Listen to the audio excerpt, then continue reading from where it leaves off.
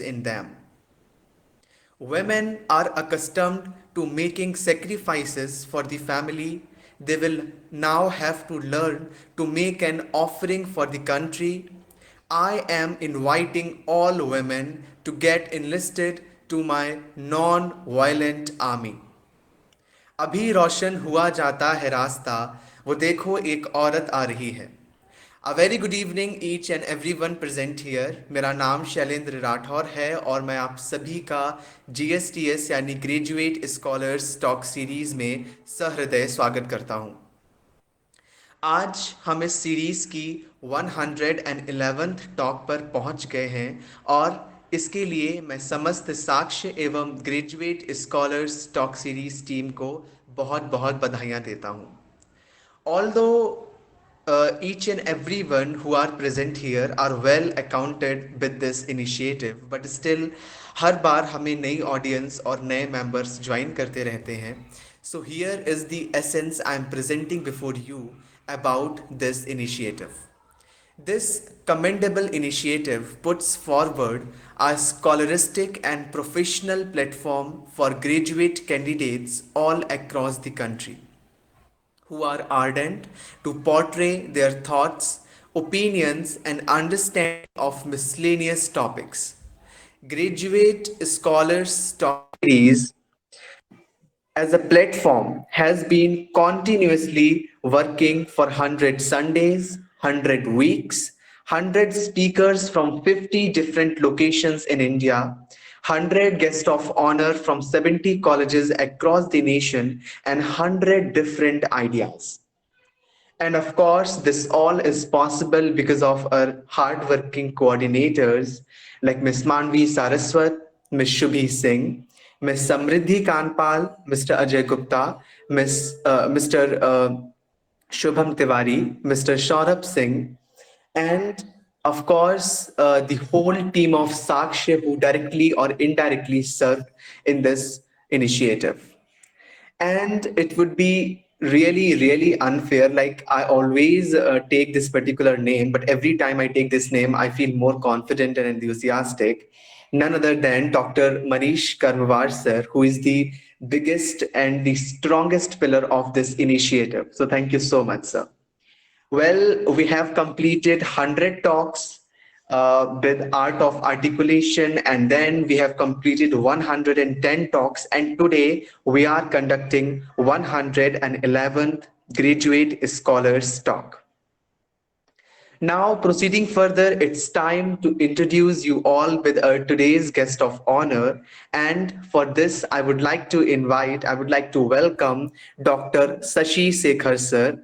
Thank you so much, sir, for accepting our invitation and joining us today. He is currently serving as assistant professor in Department of History at Dayal Singh College Evening. He has done his bachelor's from St. Xavier's College, Ranchi, his master's from Department of History, University of Delhi, and his master's of philosophy from Department of African Studies, University of Delhi. He has teaching experience of more than 12 years. He was being certified for organizing 2 weeks faculty development program on managing online classes and co-creating mocks sponsored by Ministry of Human Resource, Government of India. He has also been co-author of the book India-Africa Trade Relations. He has also been author for many articles such as The Age of Discovery and The Discovery of Canada. Sir, before proceeding further, I would like to invite you to give us your permission to start the event with your initial remarks. So kindly provide us your permission to proceed further. Thank you, Mr. Sailendra. You can start your today's GSTS talk. So please go ahead. Thank you so much, sir. We will surely come back to you for your final remarks at the end of the talk. Sure. Mahatma Gandhi has said, अगर ताकत से इसका मतलब नैतिक शक्ति है, तो महिला असीम रूप से पुरुष की श्रेष्ठ है. क्या वह अधिक आत्म त्याग नहीं करती है? क्या उसके पास धीरज की महान शक्ति नहीं है? क्या उसमें अधिक साहस नहीं है, उसके बिना पुरुष नहीं हो सकता क्या? यदि अहिंसा हमारे अस्तित्व का नियम है, तो भविष्य महिलाओं के साथ है। With this, I would like to invite today's speaker, Mr. Abhash Kumar Saurabh. He is postgraduate scholar from Dayal Singh College, Evening, University of Delhi, and he is going to speak today on the topic Gandhi, women, and their role in public sphere. Mr. Abhash, best of luck. Just go ahead with your talk.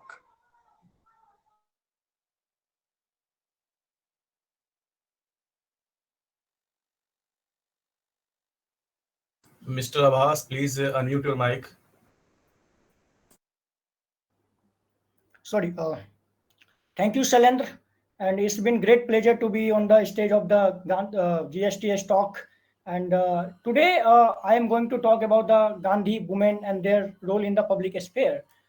सो सबसे पहले तो मैं Manish sir का और अपने हमारे guest of honour Shashi Shekhar sir और अब जितने भी लोग मुझे यहाँ सुनने के लिए इस प्लेटफॉर्म पे आ रहे हैं उन सबका मैं बहुत बहुत स्वागत करता हूँ, अभिनंदन करता हूँ।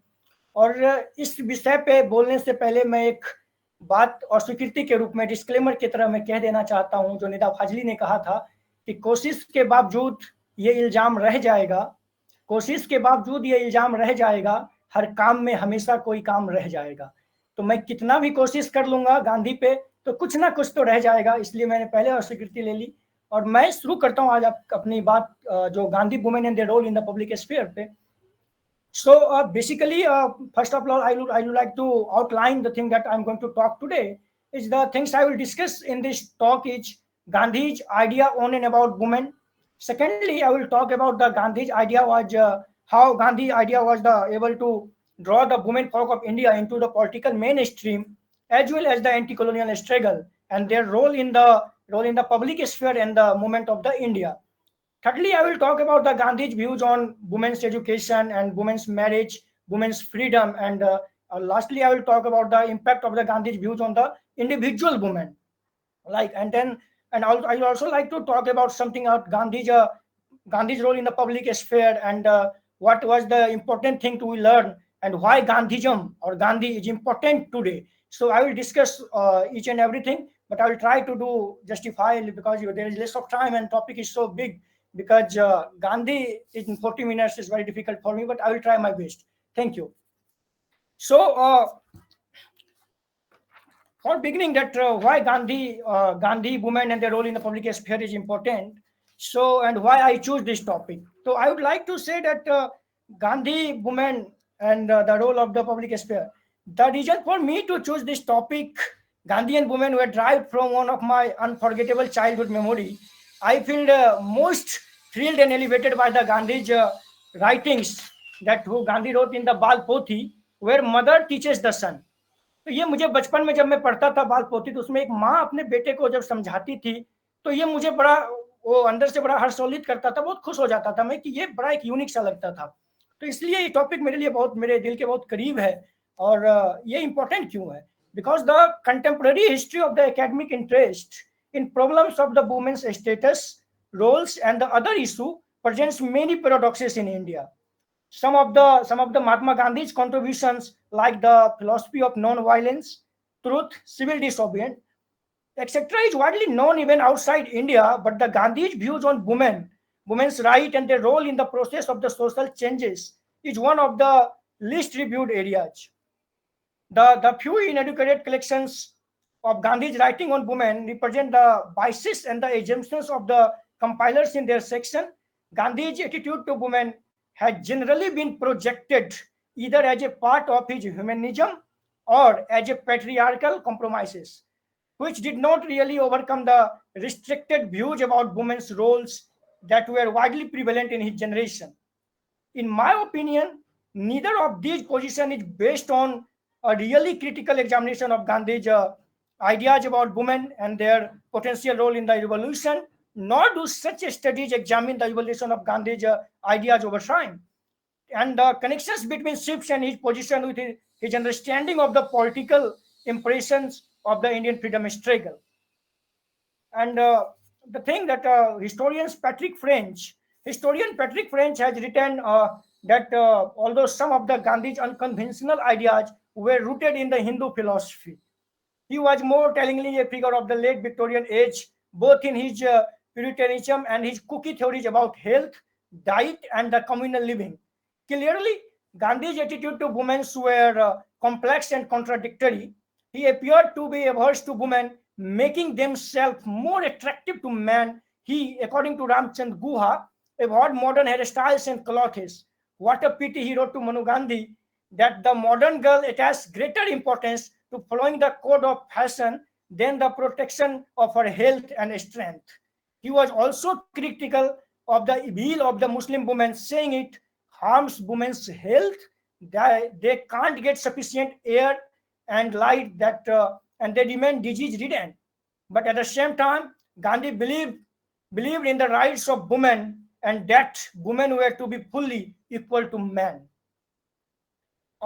There I would like to quote some of the Latika Sarkar's argument that सबसे पहले बात, I will try to be bilingual today. So सबसे पहले तो प्रश्न ये उठता है, जब हम गांधी और महिलाओं की बात करते हैं तो ये एक बहुत इंपॉर्टेंट प्रश्न उठ के सामने आता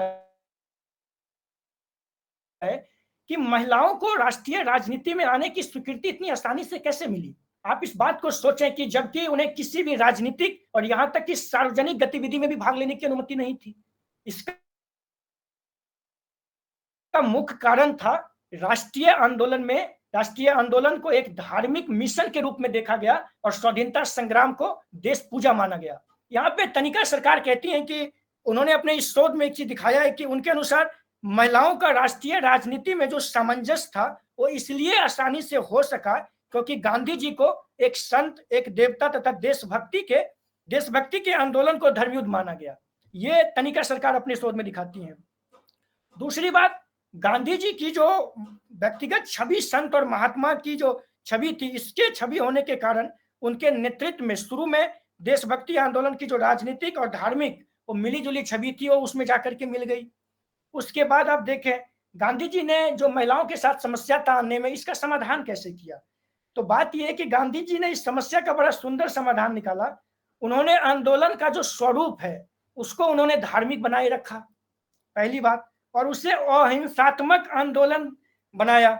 ये देखिए गांधी क्यों इतने बड़े स्ट्रेटजिस्ट थे, मैं इसको समझाने का प्रयत्न कर रहा हूं कि उन्होंने आंदोलन का स्वरूप जो था उसको धार्मिक बनाए रखा और उसे अहिंसात्मक आंदोलन बनाया, जिसमें अहिंसात्मक आंदोलन की मतलब जिसमें धैर्य मतलब पेशेंस, त्याग मतलब सैक्रिफाइस और पीड़ा सर्वोपरि थे, और जो मुख्यतः भारतीय समाज में महिलाओं के ही गुण माने जाते हैं। तो गांधी ने भारतीय समाज का अध्ययन करके उस पर एक रणनीति बनाया। जैसे हम जानते भी हैं कि गांधी जब इंडिया आए अफ्रीका से तो उन्होंने गोखले के कहने पे पूरे 1 साल देश का भ्रमण किया। तो उन्होंने भ्रमण किया तो भारत की आत्मा को, इंडिया का जो सोल है, जो गांव में बसता है, गांधी कहते भी थे, उसको उन्होंने समझा और उसको फिर उससे जो निकली अनुभव उसका प्रयोग उन्होंने अपनी रणनीति में किया, जिसकी वजह से महिलाएं भारतीय राजनीतिक आंदोलन में आने की जहमत उठा सकी। अब जैसे एक बात बहुत इंपॉर्टेंट है, एक बहुत बड़े शायर है बिस्मिल इलाहाबादी, उन्होंने महात्मा गांधी के बारे में क्या लिखा?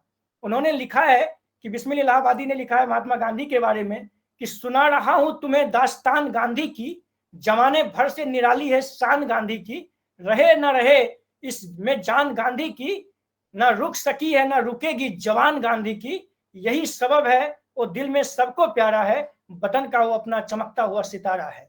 अब मैं एम्फेसाइज करूंगा कि ये क्यों, ऐसा क्यों था, गांधी कैसे ऐसे थे। तो जैसे according to the historian Patrick French whatever he told, so now I am coming here that by the opening the gates to the women's political participation, Gandhi facilitated the acceptance of the women. He supported a woman, Sarojini Naidu, to lead the Congress party at a time when political parties in the West have the few women leaders. He asked women to protest outside the liquor shops. Many women participated in the massive march to protest against the British salt monopoly and the salt taxes. Gandhi writes Guha, Gandhi did not use the language of the modern feminism. While strongly supportive of women's education and open to women working in offices and factories, He thought the burden of the child rearing and homemaking should be borne by women. But by the standards of our time, Gandhi should be considered conservative, but the standards of his own time, no doubt, however, he was undoubtedly progressive. Gandhi was no advocate to the blind adherence of the tradition. Gandhi said that it's a strong current could help us swim far or sink us. For him, the deciding question was whatever it would take us closer to God, means truth, selfless service and love of all human beings. He declared, he declared to a tradition-bound India. Gandhi said, I do not subscribe to the superstitions that everything is good because it is ancient. I do not believe either that anything is good because it is Indian. Any tradition, however ancient, if consistent with morality, is fit to be banished from the land. Gandhi said, untouchability may be the considered an ancient tradition, and even so, many of the ancient horribles beliefs like widowhood and child marriage may be considered as an ancient tradition, but Gandhi said many ancient horribles and beliefs and superstitious practices, Gandhi said, I would swap them out of existence if I had the power. And what do ancient books say about women? Gandhi said, what do ancient books say about women? Her father protects her in her childhood, her husband protects her in youth, and her sons protect her in old age. A woman is never fit for independence. Gandhi saw how wrong that was, how unjust, how harmful to all. He spoke strongly against the child marriages, the isolations and the subjugations of the widows, the cruel domination of men over women, and women's own superservient mentality. In ethical region, he says true morality consists not in following the beaten track, but in finding out the true path for ourselves and in fearlessly following it. Now, I would like to discuss some of the Gandhi's idea about what's Gandhi's views as on women as manifested through his writings and speeches. So, I would like to quote Indian opinion, in which Gandhi expressed his views on women's education. Indian opinion on 19 January 1907, Gandhi said that India is very backward in the education of women.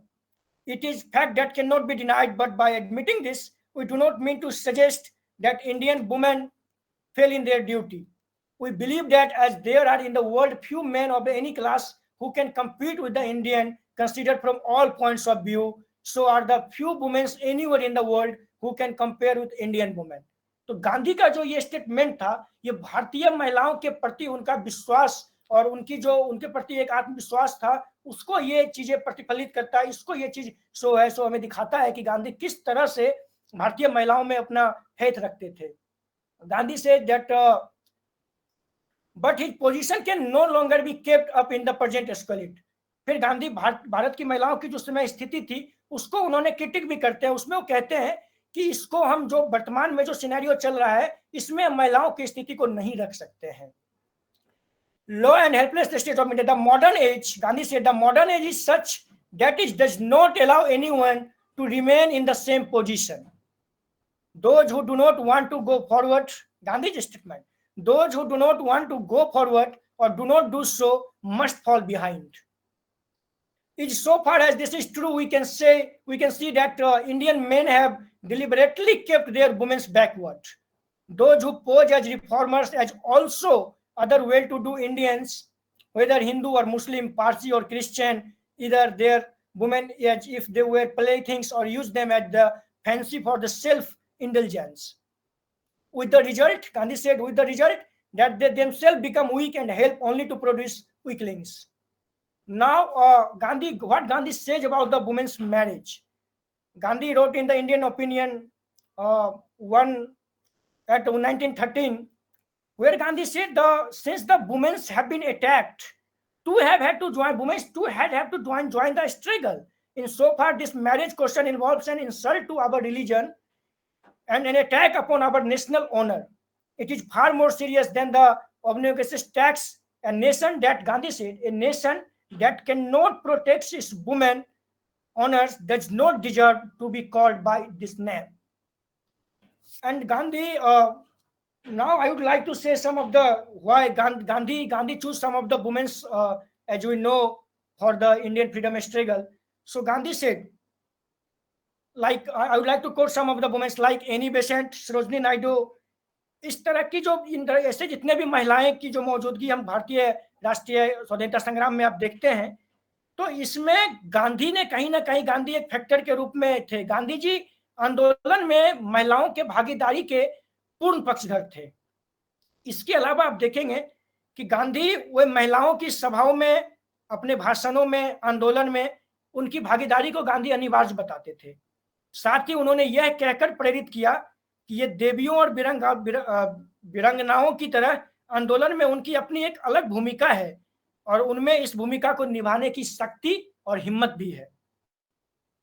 Gandhi ने महिलाओं को यह विश्वास दिलाया कि आंदोलन में उनके महत्वपूर्ण योगदान की जरूरत है। गांधी कहते थे कि जब महिलाएं सत्याग्रह आंदोलन में शामिल होंगी तभी पुरुष भी जाकर के आंदोलन में पूरा योगदान दे पाएंगे। उन्होंने महिला नेताओं से गांधी ने कहा कि उन्हें सामाजिक सुधार, महिला सुधार एवं महिला अधिकारों के लिए कानून बनाने के लिए काम करना चाहिए ताकि उन्हें बुनियादी अधिकार मिल सके। तो Gandhi also talk about the fundamental rights and the fundamental duties of the women's. Gandhi, एक बहुत विवादास्पद चीजें होता है जो लोग बोलते हैं गांधी ने महिलाओं को बोला कि आप सिर्फ चरखा चलाइए और खादी को प्रोत्साहन दीजिए।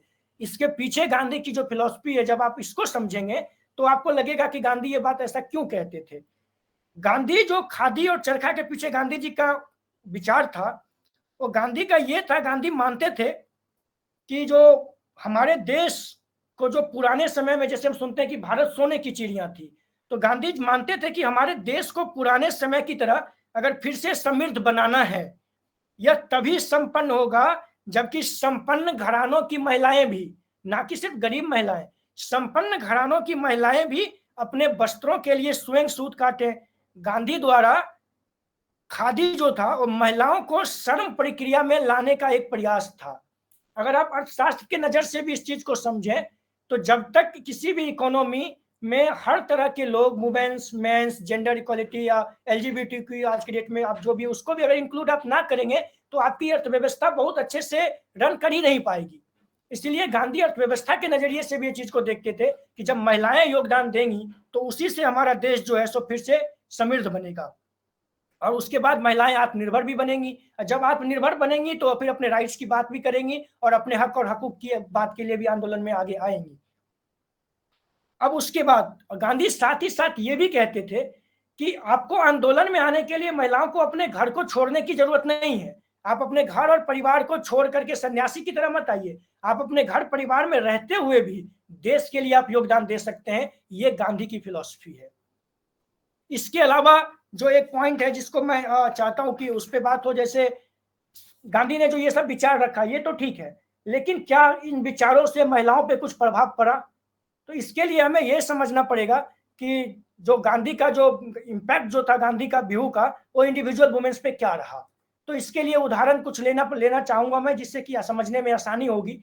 जैसे श्रीमती अंबू जमाल थी, one of the Gandhian followers from the Madras, outlined how Gandhi touched the hearts of both Hindu and Muslim women. First, Gandhi explained to women there was a place for them in the moment. Then he expressed his faith and their courage.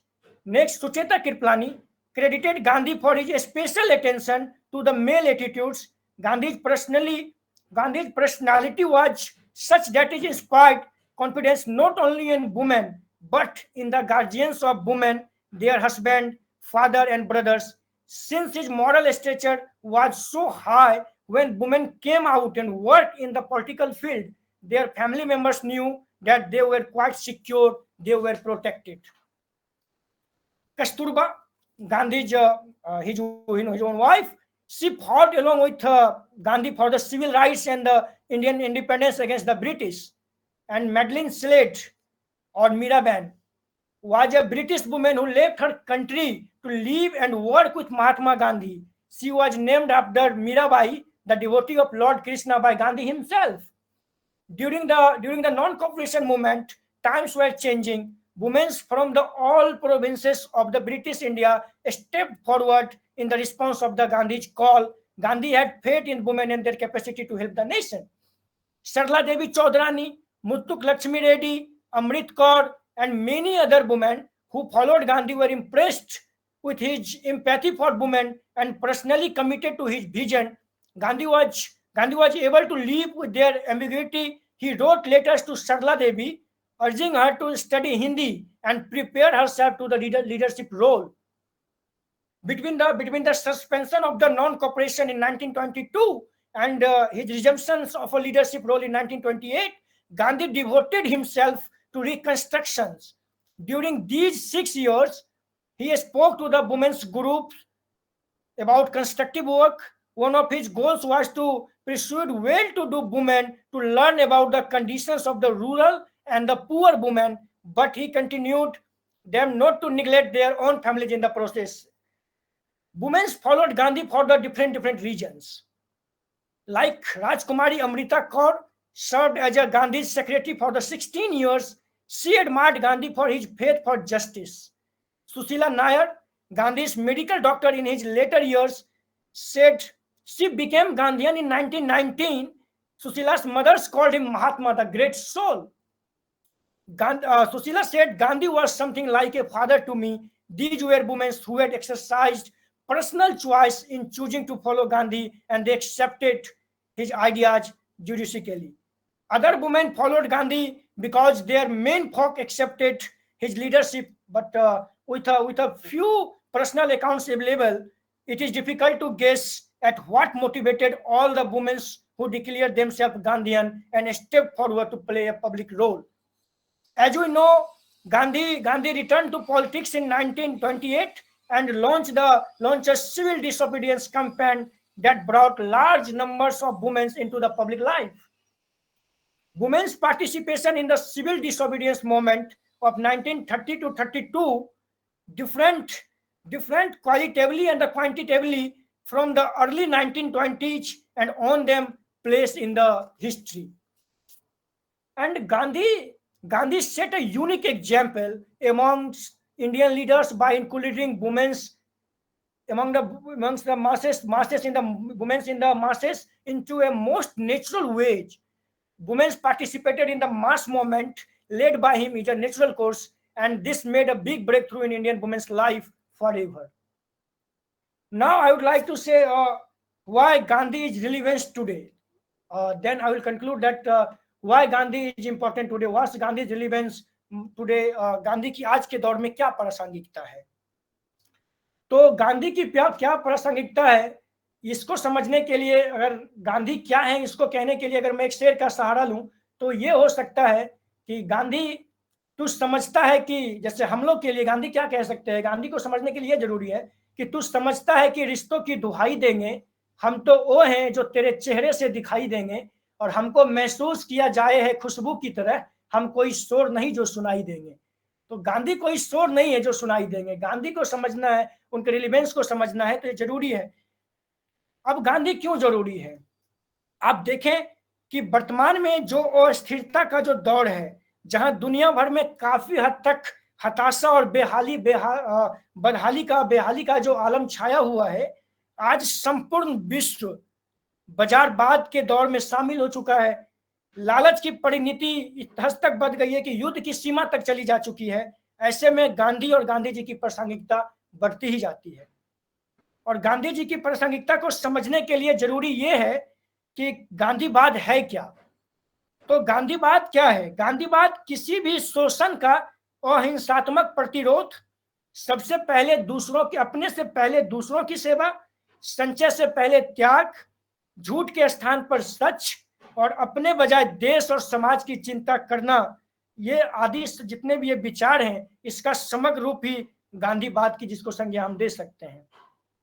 सवाल है कि फिर गांधीवाद जरूरी क्यों है? तो गांधीवाद इसलिए जरूरी है कि अगर हमें विश्व में शांति की पुनर्स्थापना करना है और इसके साथ मानवीय मूल्यों को पुनः प्रतिष्ठित करना है हमें, तो इसके लिए गांधीवाद जरूरी है। अगर आप गांधीवादी दर्शन की बात करें तो जो गांधी का दर्शन था वो न केवल राजनीतिक, नैतिक और धार्मिक है, बल्कि ये पारंपरिक और आधुनिक तथा सरल और जटिल भी है। यदि आज अगर कई पश्चिम प्रभावों का जो प्रतीक है जिसको गांधी जी ने उजागर किया, लेकिन जो भारतीय संस्कृति में निहित है और सार्वभौमिक, नैतिक और धार्मिक सिद्धांतों का पालन करता है। गांधी खुद बहुत सारे विचारकों से प्रेरित थे। ऐसा नहीं है कि गांधी का जो विचार था वो सिर्फ और सिर्फ भारतीय विचारों से गांधी प्रेरित थे।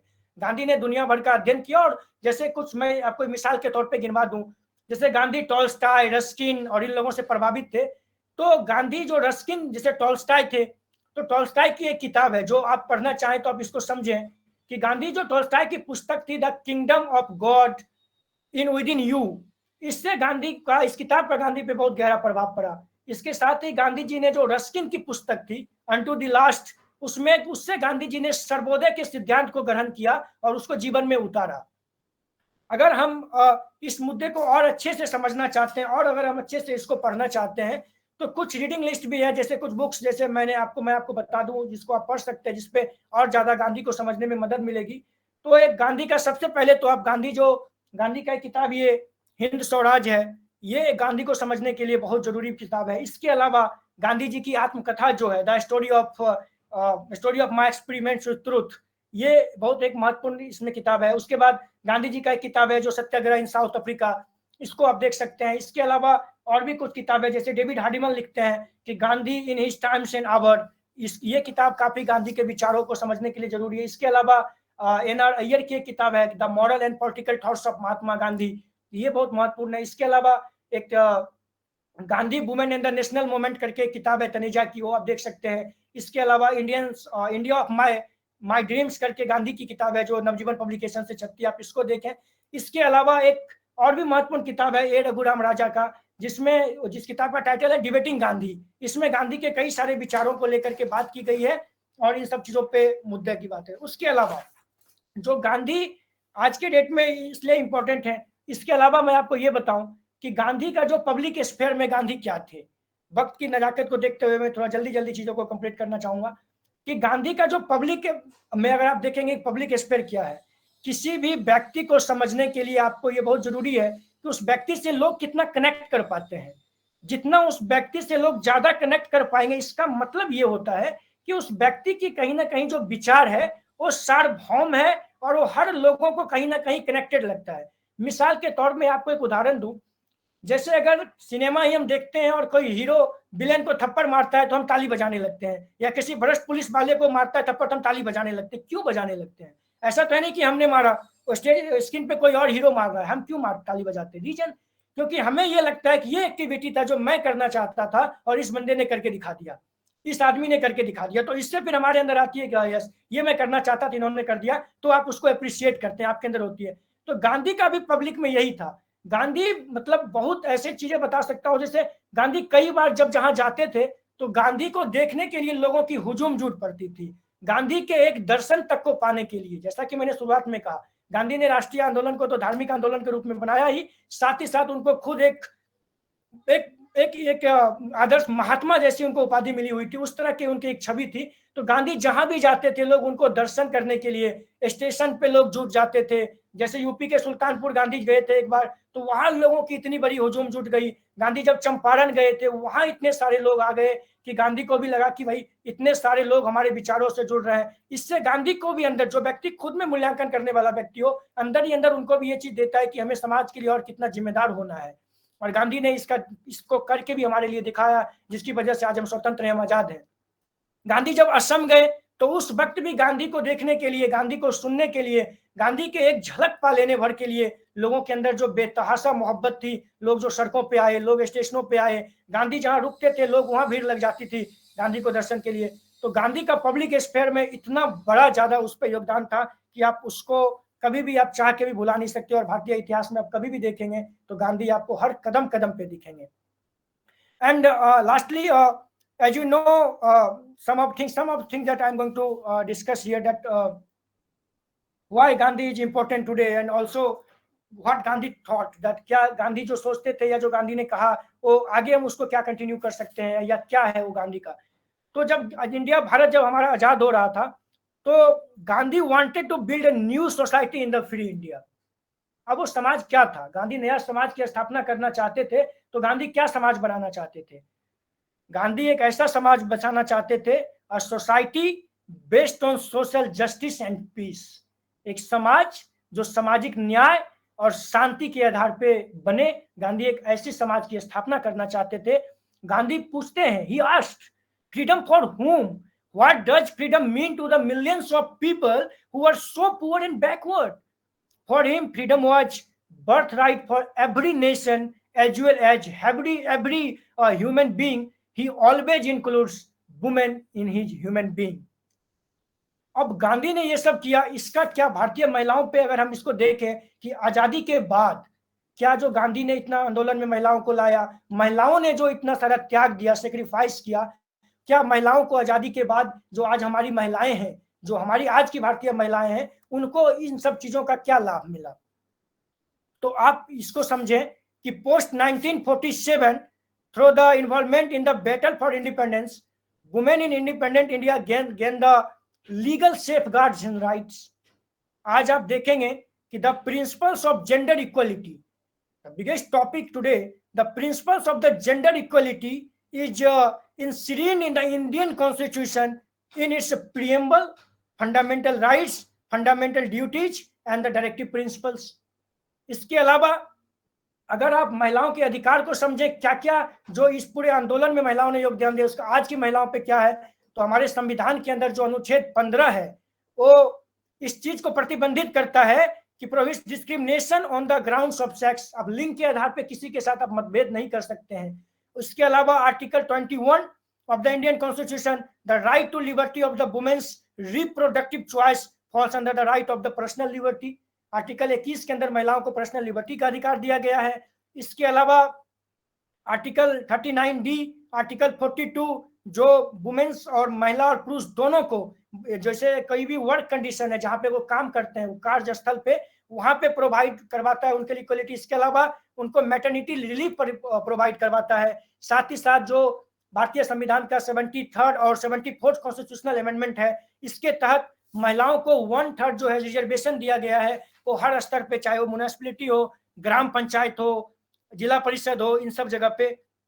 तो अगर जो गांधी जो करते थे उस पर एक चीज और है कि जो एक संजोग से उन जो लेखक थे उनका नाम किताब में मेंशन नहीं है और खोजने पे मुझे नहीं मिला, एक तमिल के एक राष्ट्रवादी कवि थे, वो उन्होंने 1920 के दशक में महिलाओं की स्थिति पर, जब गांधी आए और महिलाएं राजनीति में आने लगी, तो तमिल के एक राष्ट्रवादी कवि थे, उन्होंने एक अभिव्यक्ति दी थी, दुर्भाग्यपूर्ण उनका नाम नहीं पता। उन्होंने लिखा कि नाचो और खुशियां मनाओ, जिन्होंने कहा था महिलाओं का किताबों का छूना पाप है, मर चुके हैं।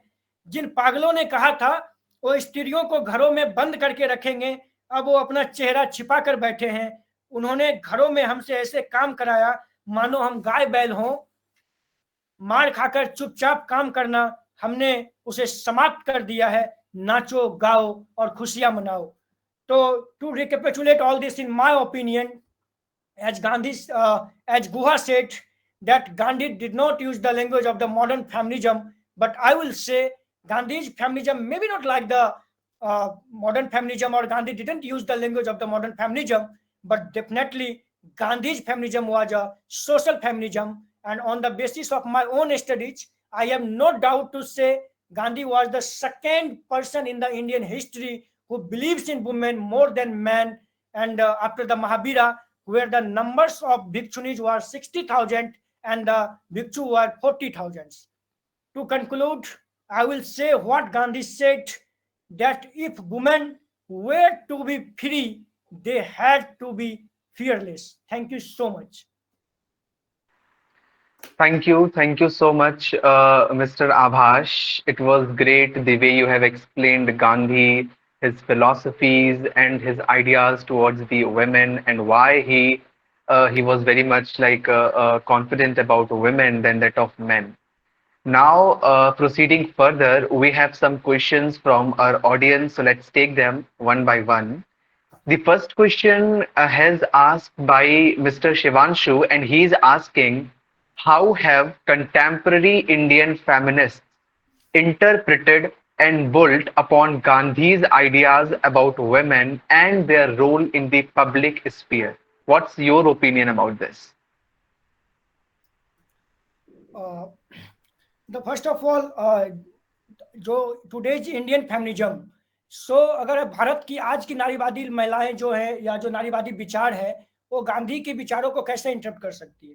जैसे गांधी जी कहते थे कि पुरुष और महिला इक्वल है, गांधी के अंदर जो नारीवादी लोग इम्फेसिस करते हैं, गांधी भी इस चीज को इम्फेसिस करते थे उस टाइम पे भी। जो गांधी का विचार था कि पुरुष और महिला दोनों ही इक्वल हैं, परिवार में दोनों का एक सामंजस्य है, दोनों का एक बराबर का स्थान है। और इसीलिए जिस तरह से गांधी महिलाओं को पब्लिक स्फेयर में लाते हैं, गांधी महिलाओं को आंदोलन में नेता, जैसे मैंने आपको एक कोट किया था कि गांधी सुशीला नायर से बोलते हैं कि आप हिंदी सीखिए और लीड कीजिए।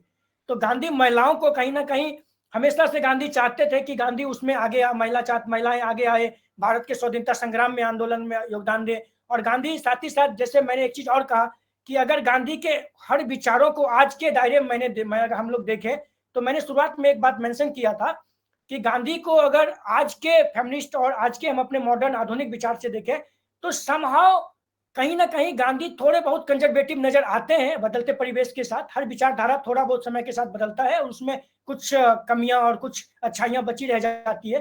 तो गांधी हो सकता है आज के समय पे, अगर हम आज के फेमिनिस्ट नजरिए से देखें तो कुछ चीजों पे गांधी थोड़े से क्रिटिकल और कंजर्वेटिव नजर आते हैं, लेकिन अगर उस समय की जो स्थिति थी उसके आधार पे देखा जाए तो गांधी नो डाउट प्रोग्रेसिव थे। और उनके विचार की वजह से जिस समय आप सोचें कि महिलाएं घर से नहीं निकल पाती थी, हमारे देश में सती प्रथा, विधवा विवाह जैसे तमाम कुरीतियां मौजूद थी, उस वक्त में गांधी महिलाओं को निकाल करके आंदोलन में लाते हैं।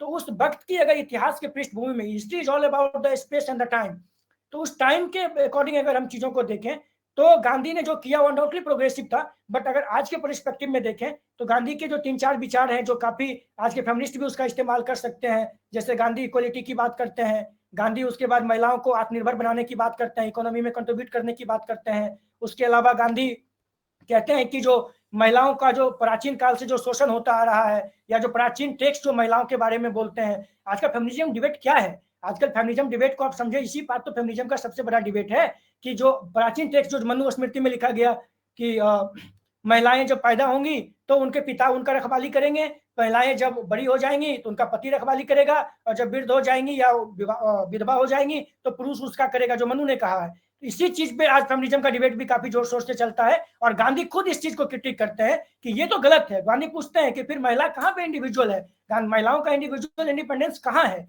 तो इसलिए गांधी के कई सारे ऐसे विचार हैं मेरे नजरिए में जो आज के फेमिनिस्ट लोग उसको कंसीडर करें और उसको समझे, जरूरी है। लेकिन कुछ चीजें जो गांधी ने जैसे कही है उस समय के हिसाब से वो आलोचना के बिल्कुल काबिल है और दोनों चीज को हमें स्वीकार करना चाहिए। और टाइम और स्पेस के हिसाब से इतिहास में विचारों को मूल्यांकन करना ज्यादा उचित होता है, तो मुझे लगता है ये सही रहेगा।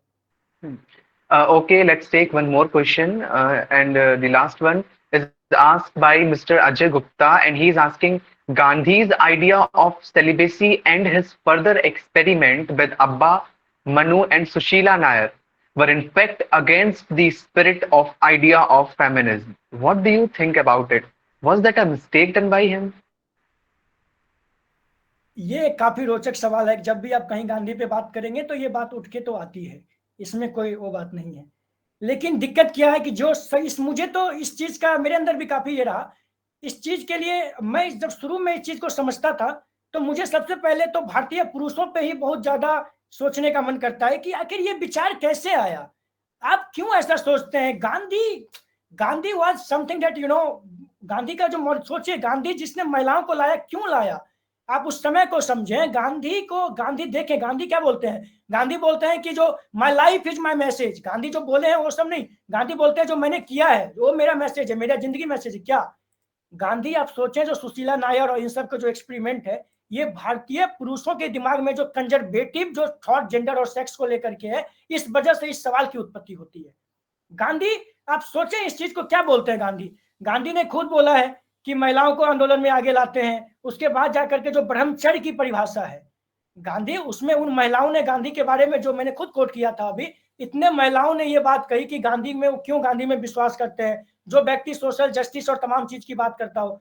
लोगों ने गांधी के जो आलोचक हैं, जिनको गांधी कुछ चीजें इतनी बड़ी हो जाती है कि उसकी बड़प्पन को स्वीकार करना बहुत लोगों के लिए उचित नहीं लगता, तो गांधी के साथ भी यही दिक्कत है। गांधी ऐसा कैसे हो सकता है कि जो व्यक्ति वो सोचे वो बच्चे कौन थे, गांधी अगर उस चीज का प्रैक्टिस कर रहे थे ब्रह्मचर्य का, तो गांधी का ओवर कंट्रोल था। अगर ऐसा होता तो महिलाएं बाद में लिखती ना, गांधी तो ऐसे लोग नहीं थे किसी का मुंह बंद करवा देते। उन महिलाओं ने कहीं नहीं कहा कि मेरे साथ कुछ गलत हुआ है, कुछ ऐसा हुआ।